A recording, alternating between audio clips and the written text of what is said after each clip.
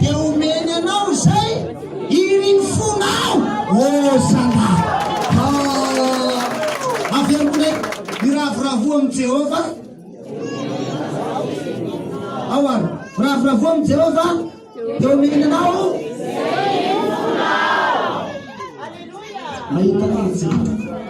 ho azonao zany zay riny fonao ampireny ho azonao amizay zavatra mirinao ela iny atanao raha mananisy ho azonao aby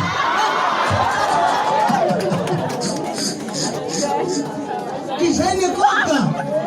rehefa nanary lamba Davida nidera rehefa nivida Davida hoe zaho koa le aiko bahino koa gnahy zaho toy anisany tsy mahafa malakelikiny tony bahino koa gnahy ry tompo voavelany helokonao ha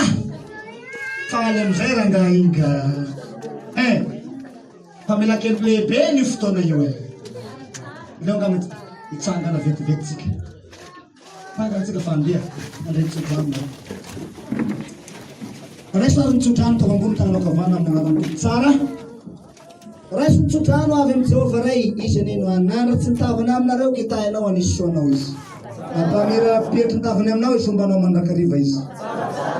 ary raisy nitsodrano avy amin'ny Kristy velo zanany itetra ao anatinao Jesosy ampianatranao izy raisy nitsodrano avy amin'ny tompo tsaratsara ombanao ane tsaratsara ko tsaratsara aby nareo mianakavy tsaratsara daholo ny asanareo tsaratsara aby ny fombanao rehetra tsaratsara ny fanaonao rehetra